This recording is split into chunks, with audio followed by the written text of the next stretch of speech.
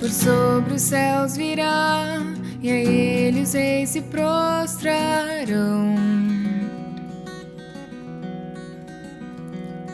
Cadeias quebrará, e os corações o adorarão.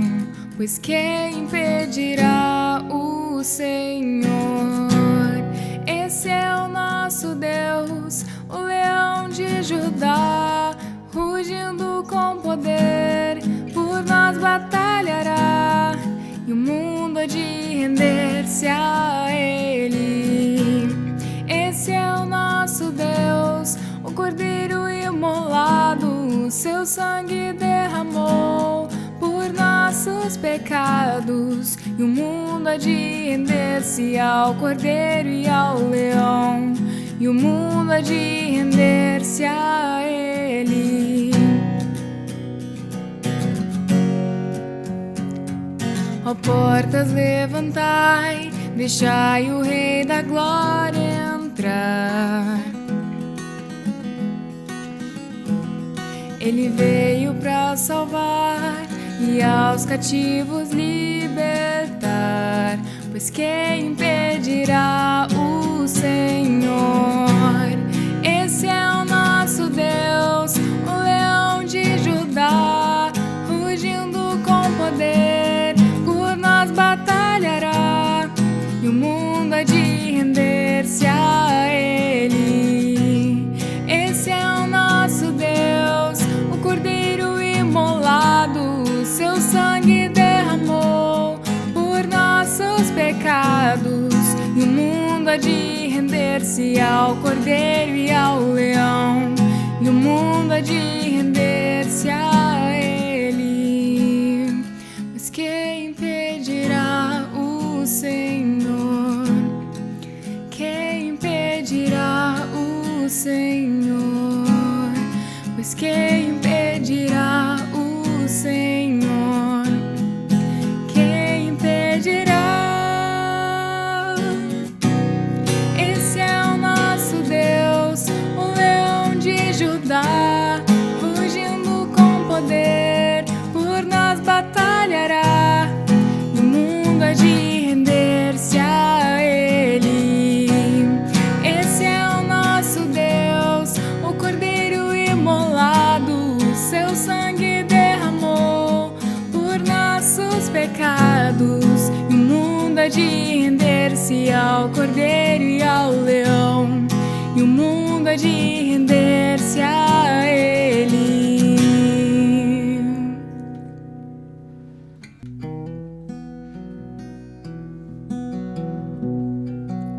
Em tuas mãos descansarei, meu coração te entrego.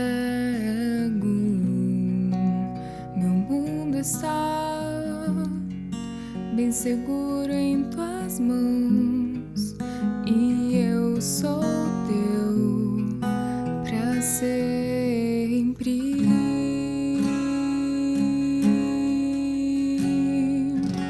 Sim, eu creio em ti, Jesus. Eu pertenço a ti, Jesus. A razão do meu viver, a razão do meu louvor, tudo que sou.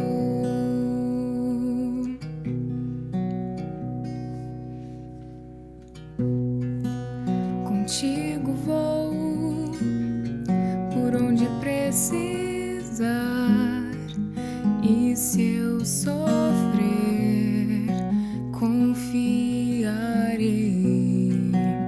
Eu viverei conforme o teu querer e o teu amor pra sempre.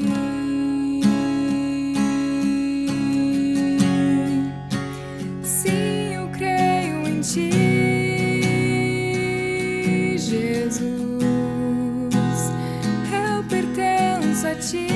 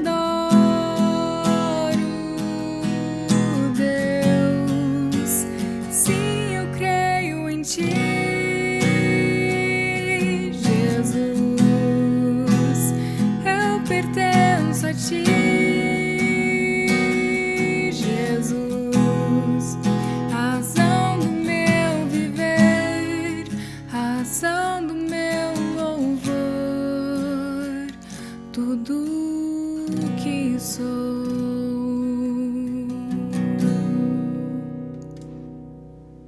Olá, que bom que você está por aqui. Eu sou o pastor Christian, da Igreja Evangélica do Caminho. Daqui a pouco você vai assistir a última pregação que eu fiz na Sojipa. Sim, porque a Igreja do Caminho voltou aos cultos presenciais. Todo domingo, 19 horas, no salão de eventos da Sojipa. Se você vai a pé ou de Uber, você entra pela Barão do Cotegipe. Se você vai de carro, a Sojipa tem estacionamento próprio pela Dona Leopoldina. E para quem é da Igreja do Caminho ou vai nos visitar, você recebe um desconto. Então, domingo que vem, não deixe de estar conosco. Ao mesmo tempo, pedimos a essa comunidade do caminho que continue orando uns pelos outros, orando pelo nosso papel nas cidades em que nós estamos, orando para que possamos prestar o auxílio que Deus gostaria que prestássemos nesse tempo delicado de pandemia, onde muita gente está necessitada de todo tipo de suprimento espiritual, material. Estejamos orando uns pelos outros e mantenhamos o engajamento. Somos o corpo de Jesus e não podemos permitir desfalecimento nessa caminhada. Que Deus nos fortaleça, por isso ore. Ao mesmo tempo, contribua, dizime, oferte, nos ajude para que também estejamos preparados para todo o auxílio que for necessário dar. Enquanto Igreja do Caminho, não queremos ser uma comunidade do discurso, somente da palavra. Queremos também ajudar de fato e de verdade, porque entendemos que isso é necessário. Fé sem obras é morta. Nesse sentido, meu irmão, minha irmã, ajude-nos, oferte, contribua, não deixe de investir como cooperador na obra de Deus. Eu também queria dirigir uma palavra àqueles irmãos que ainda não retornaram ao culto presencial, ou porque não se vacinaram ainda, ou porque ainda mantêm um certo receio. Enquanto Igreja do Caminho, estamos mantendo o afastamento, as janelas abertas, a higienização, o lugar que a gente usa hoje ali na Sojipa tem um pé direito bastante alto, quer dizer, tudo o que é possível fazer, nós estamos fazendo. Mesmo assim, é claro, é preciso ter cuidado. Por outro lado, nos preocupa muito o fenômeno da virtualização das nossas relações, que não se tornam mais de carne e osso, não são corpóreas, mas são às vezes midiáticas ou virtuais ou online, se é que se pode falar de relações nesses termos. Por exemplo, quando você vê Paulo escrevendo aos Coríntios, ele diz, quando você se reúne no mesmo lugar, existe uma importância da fisicalidade, do lugar de encontro, do olhar no olho do irmão, do perceber a ênfase nas expressões que a gente faz, né? Ver a dor, se compadecer, estar no mesmo lugar e sofrer com os outros e também se alegrar com os irmãos que se alegram.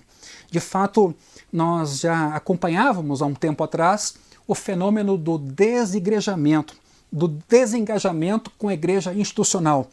E a gente tem esse receio que isso volte a acontecer de uma outra forma, mas às vezes também por comodidade. Que é essa coisa de poder assistir o culto, de poder ouvir a palavra e imaginar que a gente vai aprender tudo somente ouvindo. De imaginar que a gente vai conseguir desempenhar um discipulado cristão somente escutando ou assistindo alguns cultos. Não, a igreja ela é corpórea, ela é um organismo, ela é corpo de Cristo, ela é membro um do outro. E é nesse sentido que a Igreja do Caminho não entende ser possível uma igreja virtual. Nós nos entendemos igreja local, que ama de fato e de verdade, que se engaja socialmente, que tem comunhão, que desenvolve discipulado cristão, que não é uma coisa teórica, mas é uma coisa de verdade. Então, nesse sentido, mantenhamos todos o cuidado, mantenhamos a responsabilidade sobre o ir e vir, inclusive não só nos cultos, né? Quando você vai a um supermercado, a uma farmácia ou trabalhar, e nesse sentido, cuidado para não se afastar da comunhão com os irmãos, aceitando uma nova maneira de funcionar como igreja. E vou dizer mais, haverá gente sem escrúpulos hoje que aceitará que a igreja seja a igreja do espetáculo, ou a igreja virtual, e haverá gente, inclusive pastores, que se dobrarão a esse modelo, como se nós pudéssemos, de fato, ser a igreja nesse sentido. e acho bastante complicado. Então, nós, enquanto Igreja do Caminho, estamos tentando, com todo cuidado, com todo ato responsável, retornar aos cultos presenciais, e assim estamos nos edificando. O depoimento dos irmãos tem sido sempre nesse sentido. Não dá para comparar um culto virtual com um culto presencial. Não tem comparação nenhuma. E a minha oração é que Deus esteja orientando a cada um de vocês, a família de vocês, e que tão logo possível possamos nos encontrar no culto presencial. Domingo que vem estaremos ali então na Sojipa, 19 horas, você é mais do que bem-vindo. Agora fique com essa mensagem e que Deus te abençoe poderosamente. Eu queria que você abrisse comigo a sua Bíblia em Romanos capítulo 8. Eu quero voltar hoje à noite com vocês num assunto que se relaciona com o nosso momento. Eu quero voltar nesse tema do sofrimento e talvez até fazer uma abordagem em 2 encontros, hoje e domingo que vem, a respeito desse tema tão atual e tão íntimo de cada um de nós. Há muitos tipos de sofrimento, é difícil comparar sofrimento. O que para alguns é delicado, para outros não é. E cada um tem sua história, seus desafios e suas limitações. Eu queria então desafiar a cada um a pensarmos nesse tema tão importante e a gente verifica nas Escrituras muita coisa a esse respeito. Romanos capítulo 8, a partir do versículo 18 até o versículo 25. Porque para mim tenho por certo que os sofrimentos do tempo presente, veja que a palavra está no plural, são vários tipos, não podem ser comparados com a glória a ser revelada em nós. A ardente expectativa da criação aguarda a revelação dos filhos de Deus. Pois a criação está sujeita à vaidade, não por sua própria vontade, mas por causa daquele que a sujeitou. Na esperança, vejam quantas palavras interessantes. Antes, aguarda, agora esperança de que a própria criação será libertada do cativeiro, da corrupção, para a liberdade da glória dos filhos de Deus.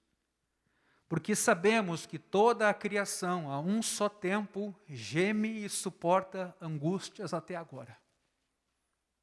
E não somente ela, mas também nós, crente também sofre, né?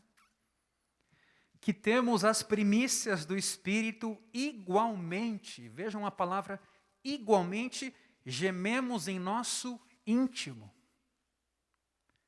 E de novo, aguardando a adoção de filhos, a redenção do nosso corpo.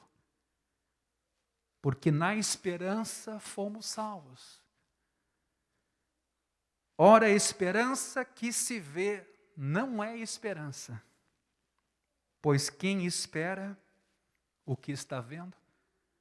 Mas se esperamos o que não vemos, com paciência o aguardamos. Que belo texto! E que desafio ele coloca diante de nós com alguns verbos. Esperar, aguardar, ter esperança. O fato de os crentes também sofrerem no seu íntimo. E a comparação do sofrimento de agora, eu falo em comparação, embora o texto diga que não há comparação com o que Deus um dia vai revelar. E quando eu leio essa palavra revelar, eu imagino que vai ser uma surpresa para todos nós. Nós, crentes, temos alguma coisa que nos identifica muito com Deus. O Espírito do seu Filho clama em nós, Abba, Pai. Mas o que se dará naquele dia, essa adoção plena, essa redenção plena, parece que será uma grande surpresa, porque lá, e somente lá, a gente vai se dar conta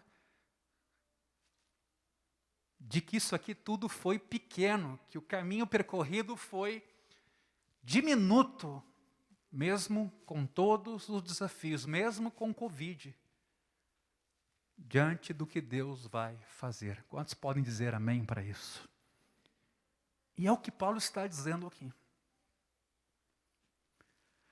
A imagem, meus irmãos, que a Bíblia traz sobre sofrimento é muito diversificada. Eu diria até multidimensional. Ela abrange diferentes esferas da nossa vida. E quando a gente olha para a Bíblia, podemos concluir basicamente duas coisas sobre elas que eu quero me pautar hoje à noite. Primeiro, o sofrimento é tanto justo quanto injusto. E segunda coisa que nós vamos destacar na noite de hoje é que Deus é, ao mesmo tempo, soberano e sofredor. Ele sofre junto. Os 3 primeiros capítulos de Gênesis afirmam que o sofrimento é consequência do pecado. Particularmente do pecado original da humanidade. Pecado esse de voltar-se contra Deus, de ter a vida autônoma, escolhendo o seu próprio caminho. A descrição do mundo caído é praticamente, veja que interessante essa colocação, uma lista de todas as formas de sofrimento possíveis. Desde a alienação espiritual, que é a sensação de abandono de Deus. O homem e a mulher fugiram da presença de Deus. Aflição psicológica, culpa, conflito, crueldade, Caim mata Abel. Dificuldades sociais, desastres naturais, enfermidade e até mesmo a morte. Então, quando a gente estuda a queda ou a consequência da queda do homem, da mulher no pecado, o que mais a gente vê é uma lista de desastres. Entende-se que todo esse mal moral e natural é consequência de uma ruptura fundamental de nossa relação com Deus. Os sofrimentos começam já quando Adão e Eva são expulsos do jardim do Éden, em Gênesis 3. O exílio do casal é a primeira ocasião em que o sofrimento é infligido como castigo. E talvez é a esse momento que aqui Paulo se refira, quando diz que a criação está sujeita à vaidade, não por sua própria vontade, mas por causa daquele que a sujeitou. Deus decidiu que não era possível mais que Adão e Eva permanecessem naquele estado decaído, naquele jardim, feito com outro propósito, para outro objetivo. Era preciso sofrer a libertação do cativeiro da corrupção, da inclinação para o mal, para ser de novo homem e mulher, verdadeiramente livres. Vejam, a palavra vaidade que nós encontramos aqui, nesse texto de Romanos, que acabamos de ler no versículo 20, também pode ser traduzida por futilidade. Ser fútil significa não alcançar o seu propósito. É se esforçar ao máximo, mas não obter resultado algum. É como se não tivesse valido a pena. O mundo agora se encontra numa condição de maldição e muito distante do seu propósito original, aquele pensado por Deus. Os seres humanos não foram criados para experimentar a morte. sofrimento, mágoa, decepção, quebra de relacionamentos, doenças, desastres naturais. O mundo para o qual fomos criados não deveria ser como hoje ele é diante dos nossos olhos. Um mundo inútil nesse sentido é um mundo destroçado, onde as coisas são disfuncionais, não funcionam como deveriam funcionar. A gente olha isso na família, a gente olha isso na vida em sociedade, a gente olha isso até no clima. E é por essa razão que o mal e o sofrimento acabam coexistindo. Mas Paulo acrescenta que esse juízo de Deus sobre o mal, desde a expulsão de Adão e Eva, não significa abandono de Deus. Isso é muito importante. Ao contrário, Deus tinha um propósito com isso. Mesmo usando o sofrimento para exercer juízo sobre o mundo, Deus planejava a redenção de todas as coisas. Ele julgou o mundo, veja aqui essa expressão, na esperança de uma redenção final do mal e que vai ser gloriosa. Paulo afirma, quando os seres humanos se afastaram de Deus, restaram apenas duas alternativas: destruição imediata de tudo e todos, ou um caminho que levasse à redenção por meio da perda, da dor, do sofrimento, de dores imensas. E não apenas dos seres humanos, mas dores para o próprio Deus. Aqui existe uma insinuação de que a glória futura será, de algum modo, ainda maior por causa do sofrimento. E é por isso que aqui Paulo compara, ou diz não haver comparação entre o sofrimento e a glória que se vai revelar. No entanto, no presente, a gente vive na sombra. Não enxerga isso. E essa pandemia parece que isso ficou mais escuro, menos fácil de entender. Ora, a Bíblia é clara quanto à existência do sofrimento no mundo ser, de fato, uma forma de justiça de Deus. Contudo, o sofrimento como juízo não termina com o pecado original e nem com a expulsão de Adão e Eva do jardim. A história mostra que Deus recompensa e castiga povos e indivíduos com base nos seus atos. Ou simplesmente, veja bem, permite que pessoas colham as consequências naturais do que elas planejaram. O livro de Provérbios, por exemplo, está repleto de exemplos do que chamamos de justiça retributiva. Seja quando Deus pune em resposta a uma ação má, seja quando Deus permite que, guiado por princípios equivocados, o homem, a mulher, colham os malefícios da decisão. Veja Provérbios capítulo 11, versículos 24 e 25. Vejamos que interessante esse texto. Provérbios capítulo 11, versículos 24 até o 26. Uns dão com generosidade e têm cada vez mais. Outros retêm mais do que é justo e acabam na pobreza. A pessoa generosa prosperará e quem dá de beber terá a sua sede saciada. O povo amaldiçoa quem retém o trigo, mas bênção virá sobre a cabeça daquele que o vende. Quem procura o bem alcança favor, quem corre atrás do mal acaba encontrando o que procura.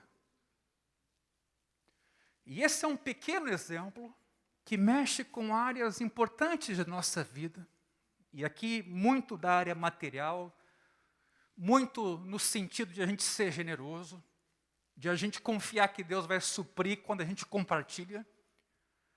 Mas como o nosso futuro acaba sendo encaminhado a partir de escolhas e decisões que hoje a gente faz. E eu, lendo esse texto, diria exatamente assim: a mesquinharia leva à pobreza, porque o avarento não tem amigos. A mesquinharia acaba levando à pobreza, porque o avarento não tem amigos, ele tem até medo de ter amigos. Ainda nesse livro de Provérbios, capítulo 19, versículo 15, temos um outro exemplo disso. A preguiça faz cair em sono profundo, e o ocioso passará fome. Outra consequência de uma escolha: o preguiçoso e indisciplinado passa fome. Imagina se Deus não tivesse princípios pelos quais nos pautarmos na vida, no sentido de semearmos e colhermos. A vida não faria sentido. Outro texto de Provérbios, ainda no capítulo 13, versículo 20, nos fala sobre as amizades. E diz que as más amizades provocam aflições. Quando lá, então, o texto diz: quem anda com os sábios será sábio, mas o companheiro dos tolos acabará mal. Ou seja, nós acabamos fazendo escolhas e há uma liberdade, aparentemente, para elas, mas há uma escravidão das consequências. Você escolhe, mas é escravo das escolhas feitas. Ou seja, muito da literatura de sabedoria, meus irmãos, deixa bem claro que em todos esses casos o sofrimento acontece porque determinado comportamento foi contra a natureza do universo. E aqui eu posso, então, deduzir que compartilhar é da natureza do universo. É da natureza da criação de Deus, do mundo, da sociedade. Reter para si não é. E essas ações, então, acabam infringindo a ordem moral de Deus, tanto quanto saltar de um penhasco na tentativa de voar infringe a lei da gravidade. Então parece evidente, e em muitos casos não era nem necessário ler Provérbios, mas a gente simplesmente deduziria que os caminhos escolhidos dariam em determinados destinos. No entanto, embora a Bíblia ensine que o sofrimento no mundo é consequência do pecado humano em geral, esse de Adão e Eva, a Bíblia também é enfática no sentido de que circunstâncias individuais de sofrimento nem sempre resultam de um pecado específico. Eu tenho um autor aqui chamado Hitgers, e ele escreve assim: o sofrimento como fato era considerado resultado do pecado, especialmente do pecado original, mas isso não significa que todo e qualquer sofrimento pudesse ter ligação causal ou direta com um pecado específico e o respectivo castigo divino. Meus irmãos, a história de Jó é o exemplo mais notório. O sofrimento dele é maior do que o dos seus amigos. Portanto, eles, amigos, cheios de si, concluem que a vida moral de Jó deveria ser inferior à vida moral dos amigos. Como o livro mostra claramente, essa era uma crença arrogante. O texto vai mostrando isso. Uma crença cruel, uma crença errada, a ponto de dizer, Deus, que aquilo que os amigos falaram a respeito do assunto não era correto. Deus condena, inclusive, essa fala no fim do livro. Os amigos de Jó deixaram de fora a metade de um conjunto de verdades complementares a respeito do sofrimento. embora a humanidade como um todo mereça viver em um mundo caído, o mal não é distribuído de forma justa e proporcional. Pessoas ruins não têm necessariamente vidas piores do que pessoas boas.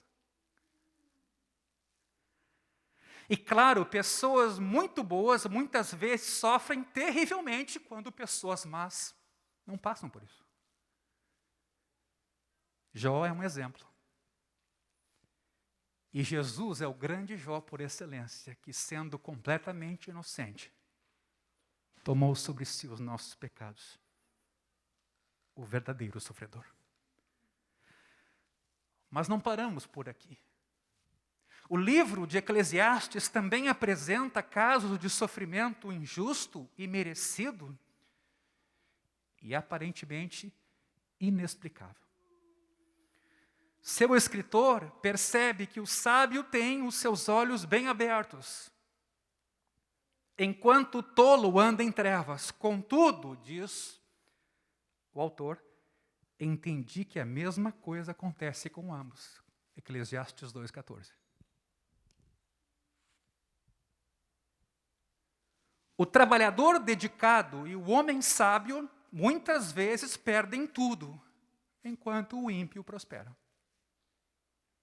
No início do capítulo 4 de Eclesiastes, o escritor diz que olhou e viu todas as operações ou opressões praticadas debaixo do sol. E aqui eu leio com vocês, Eclesiastes 4, versículos 1 em diante. Vi as lágrimas dos que foram oprimidos sem que ninguém os consolasse. Vi a violência na mão dos opressores, sem que ninguém consolasse os oprimidos. Por isso considero mais felizes os que já morreram, mais do que os que ainda vivem. Porém, mais feliz do que uns e outros é aquele que ainda não nasceu e não viu as obras más que se fazem debaixo do sol. É um texto chocante. É um texto desconcertante, por que não dizer? Mas vejam o que ele escreve no capítulo 2, versículo 17. Por isso perdi o gosto pela vida, pois me foi pesado demais o trabalho que se faz debaixo do sol. Sim, tudo é vaidade e correr atrás do vento. Então, o que esse autor se põe a fazer? Ele observa a vida e nota que o justo não necessariamente colhe aquilo que planta e o injusto da mesma forma. Ora, o termo hebraico para ilusão aqui, ou vaidade, como queiram, neste texto é muito semelhante à palavra futilidade ou vaidade de Romanos. Aquilo a que a terra foi sujeita por causa do pecado humano. Na Bíblia, meus irmãos, Provérbios, Eclesiastes e Jó ficam praticamente lado a lado na seção literatura de sabedoria. E é importante reconhecer essas perspectivas diferentes que esses livros têm, embora complementares, no tema sofrimento. Enquanto Provérbios enfatiza a justiça do sofrimento e mostra a grande realidade de que parte dele é diretamente relacionada à transgressão, Jó e Eclesiastes mostram que grande parte desse sofrimento não tem relação direta com um pecado praticado. A história bíblica da criação era ímpar. E quem estudou isso conhece um pouco, entre outros relatos antigos sobre a origem do mundo. Segundo algumas narrativas não cristãs, não bíblicas, o mundo resultou de uma batalha entre seres divinos ou forças sobrenaturais. Havia vários centros de poder que viviam em constante conflito. Isso significava que o mundo era basicamente um lugar de caos, onde tudo podia acontecer dependendo do poder que estivesse no controle naquele momento, ou em vantagem. Esse mesmo ponto de vista hoje reaparece em alguns textos materialistas científicos, para os quais o universo é produto de forças violentas e não controladas ou controláveis. Nesse tipo de mundo, meus irmãos, as qualidades mais importantes são força e poder. E a evolução, de uma certa maneira, está dentro deste contexto. Nesse sentido, é preciso pensar. No entanto, Gerhard von Rad, um estudioso do Antigo Testamento, destaca a singularidade das escrituras hebraicas com a sua própria narrativa a respeito da criação, onde se afirma que a criação é obra de um Deus onipotente e sem igual, que fez o mundo não como um guerreiro que vence uma batalha, e sim como um artífice esculpe algo fascinante e belo. Que cosmovisão está por detrás hoje de uma leitura da criação ou do começo do mundo? Muitas das vezes é essa luta de forças que vem tensionando-se até um equilíbrio e uma harmonia, mas forças impessoais muitas vezes. A narrativa bíblica tem outro encaminhamento, é um Deus pessoal. E que mais do que poder, exerce beleza, exerce arte, exerce sabedoria. E basta lembrar aqui Provérbios 8, quando a gente vê a sabedoria personificada na criação de todas as coisas.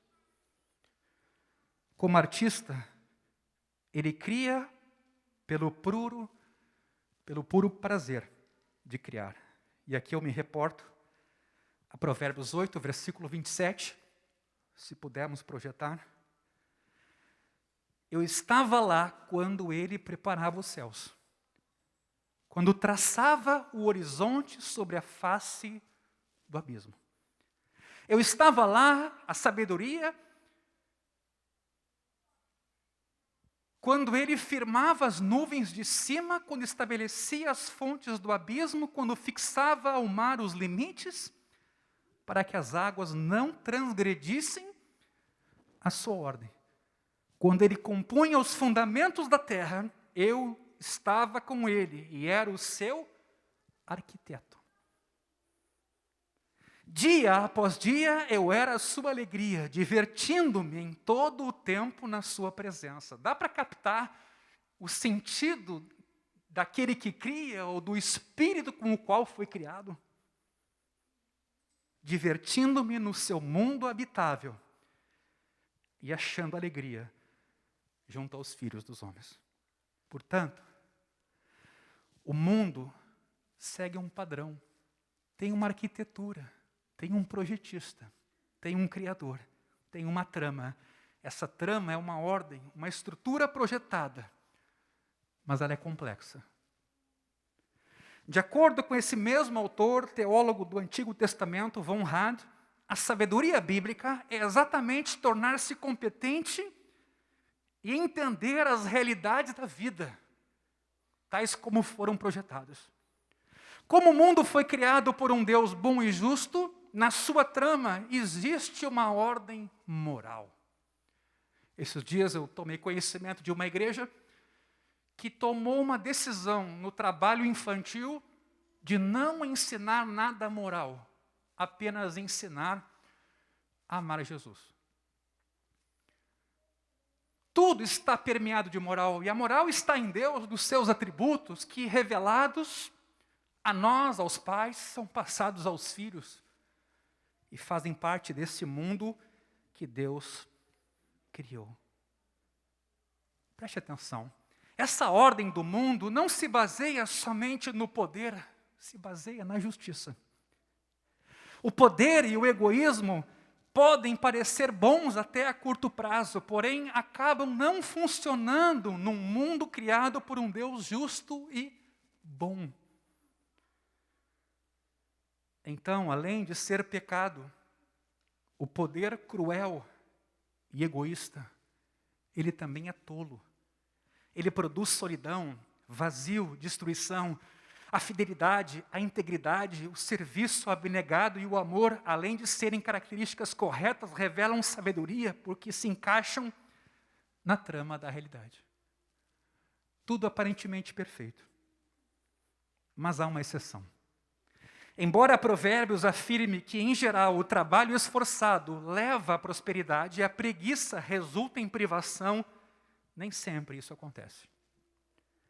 Jó e Eclesiastes complementam a interpretação de Provérbios e como Provérbios lê o mundo. Nosso mundo foi criado por Deus e tem uma ordem moral fundamental, porém há algo errado com essa ordem agora. Ela está parcialmente danificada, mas não por completo. Um outro autor, Goldsworthy, afirma que enquanto Provérbios nos mostra a realidade da ordem de Deus, Jó enfatiza o seu lado oculto, não revelado, que a gente não entende. E Eclesiastes mostra a sua complexidade para aquele que é simplista. No final do livro de Jó, meus irmãos, Deus aparece e afirma claramente que a ordem moral do universo continua intacta, mas está em grande parte oculta aos nossos olhos. Por isso não entendemos. Aliás, Jó diz isso no finalzinho do livro. Eu te conhecia de ouvir, mas agora os meus olhos te veem. Jó teve que passar por uma experiência toda para entender do que ele estava falando. Sendo assim, embora haja até certo ponto uma justiça poética na qual os malfeitores caem nas armadilhas que preparam para os outros, grande parte do sofrimento humano é desproporcional e é distribuído de maneira injusta. Os bons podem morrer jovens e morrem. Aí você pode imaginar, mas essa não é a visão do Novo Testamento, pastor? Pois bem, em João capítulo 9, Jesus cura um cego e deixa claro aos discípulos que o homem não ficou cego porque tinha um pecado, e nem porque os seus pais tivessem pecado, mas para cumprir os planos inescrutáveis de Deus. Aquele milagre aconteceu.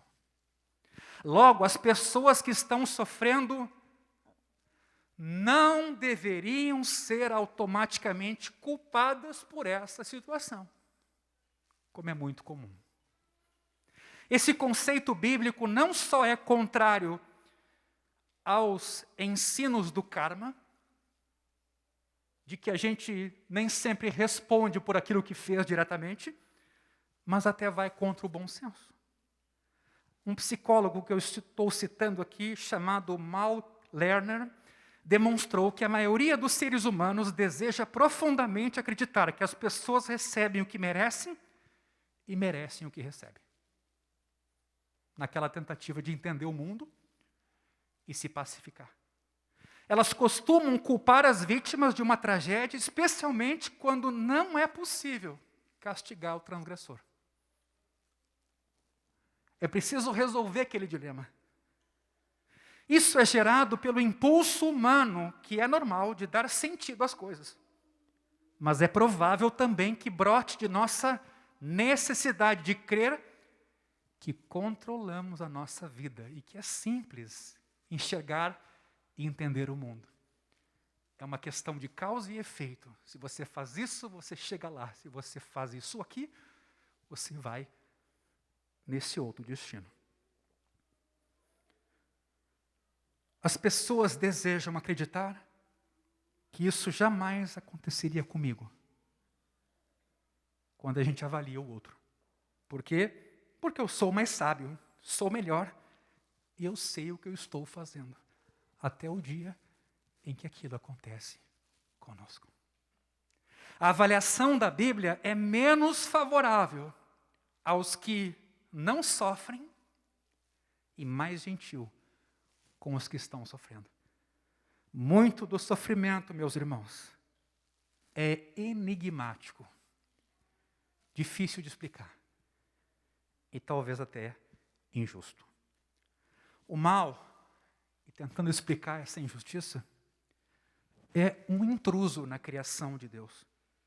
Muitas vezes o mal e o sofrimento ocorrem sem respeitar a relativa decência moral do indivíduo ou seu merecimento. As coisas não saem como planejado, mesmo para o justo. Embora a Bíblia insista em afirmar que o sofrimento não foge ao controle de Deus, é crucial entender o mal, preste atenção nisso, como inimigo de Deus. Tem um autor aqui que escreveu sobre os tsunamis de 2004, que mataram milhares de pessoas. O nome dele é David Hart, e ele escreveu assim num ensaio: uma criança morrendo lenta e dolorosamente de difteria, uma jovem mãe consumida pelo câncer, dezenas de milhares de asiáticos engolidos num segundo pelo mar, milhões de pessoas assassinadas em campos de concentração nazistas e russos, e as que morreram de inanição. Temos fé num Deus que veio resgatar a sua criação do absurdo do pecado e do vazio da morte.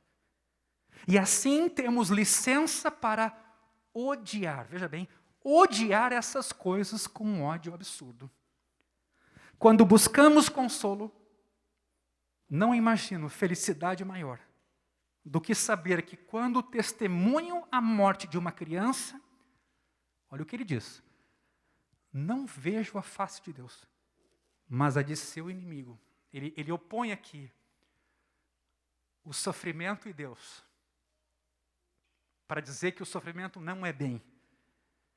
Essa fé nos libertou do otimismo e, em seu lugar, nos ensinou a esperança.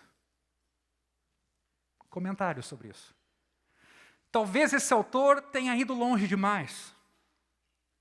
Talvez ele tenha simpatizado com um personagem conhecido, Karamazov, da obra de Dostoiévski, que rejeita um Deus que use qualquer sofrimento para realizar um bem maior,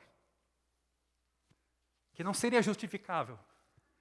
Um Deus que visasse o bem, usar de um sofrimento inferior em vista do bem.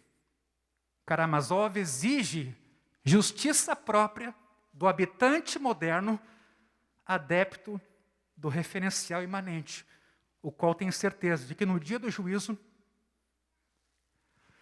Deus não revelará nenhuma sabedoria nova que Karamazov já não tivesse pensado. Sabe quando você lida com filosofia? A gente tem que ter sempre muito cuidado. Porque às vezes a filosofia tenta refletir sobre tudo e todos, ou outra área do saber, e a gente imagina que naquele dia nada novo vai nos ser apresentado. E a gente assume aqui e agora que naquele dia, tendo em vista tais premissas, só pode acontecer tal destino, numa leitura bastante humana do que talvez naquele dia vai acontecer. Revelação. Adoção plena dos filhos de Deus. Libertação do cativeiro do pecado.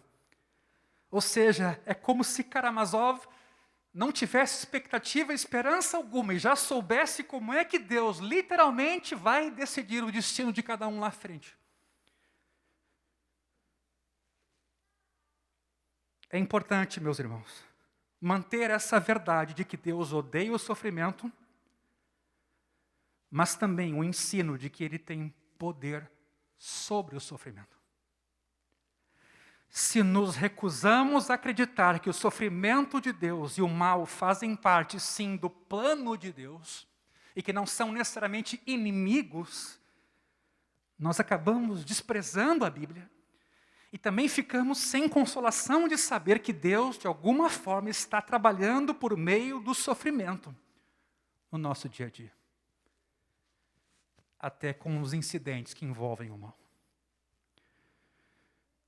E eu estou concluindo. Temos um exemplo dessa verdade em João 11.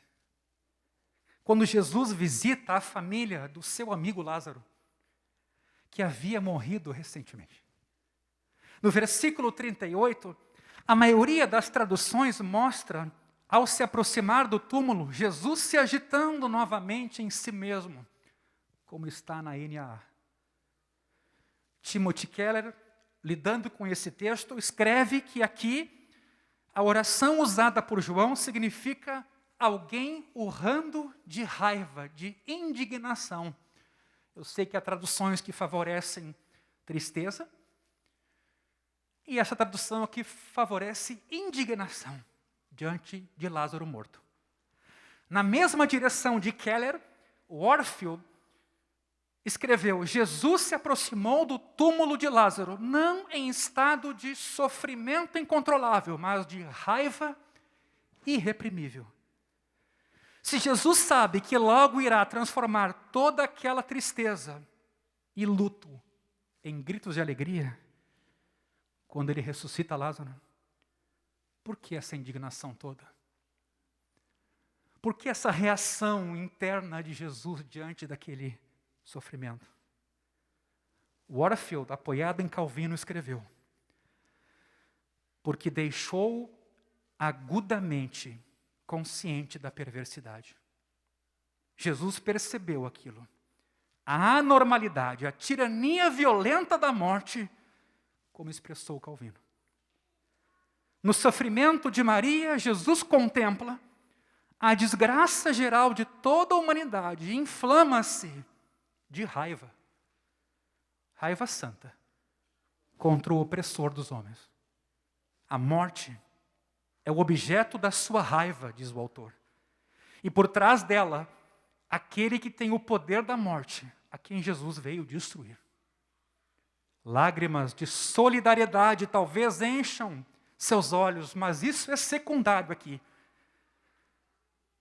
Sua alma está dominada pela indignação. Ele avança para o túmulo de Lázaro.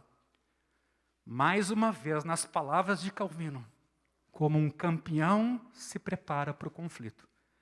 Nessa afirmação, João nos revela o coração de Jesus enquanto ele nos conquista a salvação. Jesus ataca em nosso favor, não de forma fria e despreocupada, mas indignado contra o inimigo que nos levou à morte. Ele não apenas nos salva dos males que nos oprimem, ele sofre. E sofre conosco. E sob o impulso desses sentimentos, ele conquistou a nossa redenção. Portanto, Jesus, meus irmãos, fica furioso com a maldade, a morte e o sofrimento. E mesmo sendo Deus, ele não fica zangado consigo mesmo. Isso significa que o mal é, sim, inimigo da boa criação de Deus e do próprio Deus. Mas a missão de Jesus é enfrentar o mal e acabar com ele. Porém, o mal está enraizado no coração humano, em cada um de nós. E se Cristo viesse com poder para destruí-lo, onde quer que o encontrassem, teria que destruir a cada um de nós. Em vez de vir ao mundo como um general à frente de um exército, ele veio com fraqueza e caminhou em direção à cruz para pagar por nossos pecados. Por isso, um dia, Jesus retornará para destruir o pecado definitivamente, de uma vez por todas, sem precisar nos julgar junto. Ele poderá nos receber para si, porque sofreu no Calvário o julgamento merecido por nós. Em dias delicados como os nossos, onde a gente tem muitas limitações para entender o nosso sofrimento e o do outro, a Escritura mesmo nos manda levantar os olhos e às vezes nos manda calar, contemplando a bondade de Deus e as suas maravilhas, e ao mesmo tempo se empenhando na busca do entendimento. Quando a gente olha o noticiário Isso mexe conosco. Casos muito delicados, inclusive quando isso se refere a um recém-nascido. Ou uma menina, um menino que nasceu num lugar muito pobre, no meio do tráfico. E a gente se pergunta, por quê? Por quê? Mas essa pergunta nunca pode ser isolada de um Deus que é soberano. E na semana que vem, nós vamos abordar essa faceta. Mas de qualquer maneira, é importante dizer isso. O sofrimento faz parte da vida humana. O sofrimento tem uma finalidade. O sofrimento também nos coloca em nosso lugar de seres humanos, limitados como somos. Mas também o sofrimento não acontece à parte, à margem e fora daquele cujo conselho decide todas as coisas. E é por isso, muitas vezes, quando o sofrimento vem, o nosso desejo de controle, ele é colocado à prova e a gente roda no teste rápido. Mas isso, quando bem entendido, é extremamente educativo, nos põe no nosso lugar de filhos de Deus, cuidados por Deus, de povo de Deus.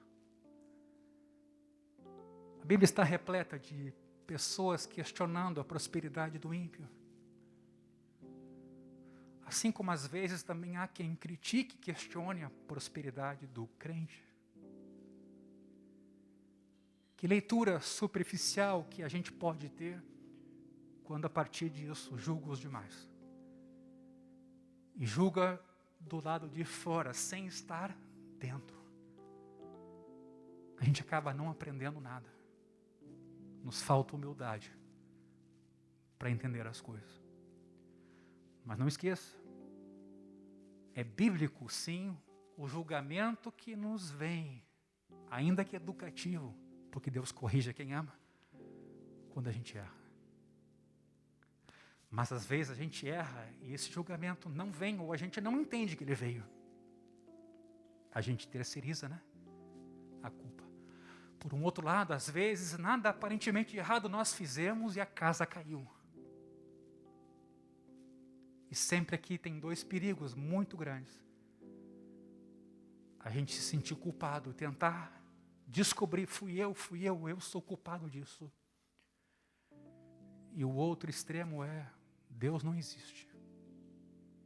O que aconteceu comigo é sem sentido.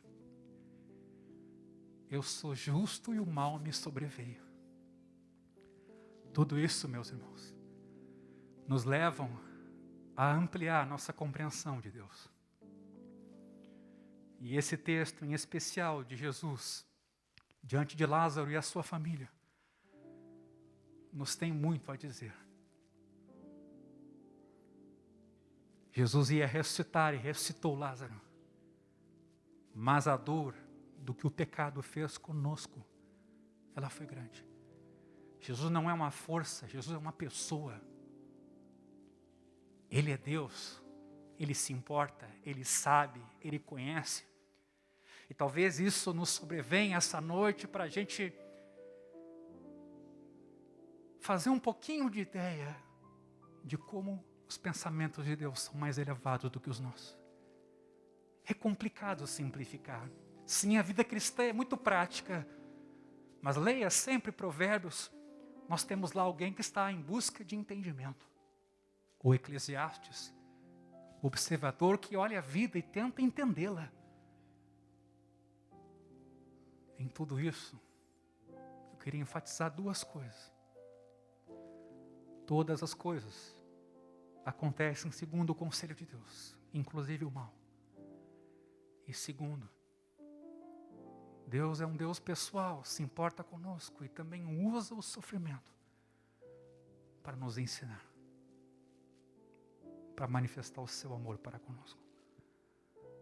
Perdas terríveis aconteceram recentemente com a pandemia. Pessoas queridas. E a gente busca explicações. E eu tenho dito e repito, pior do que passar por uma pandemia dessas, é passar por ela sem aprendizado nenhum. É ficar se indignando com ela, revoltado com ela e sem entender porque Deus permitiu que ela se mantivesse como uma nuvem parada sobre nós. Vou me debater? Vou murmurar? Vou dizer que Deus não me ama? Vou dizer que Deus é injusto? Vou dizer que Ele me abandonou? Ou vou buscar entendimento?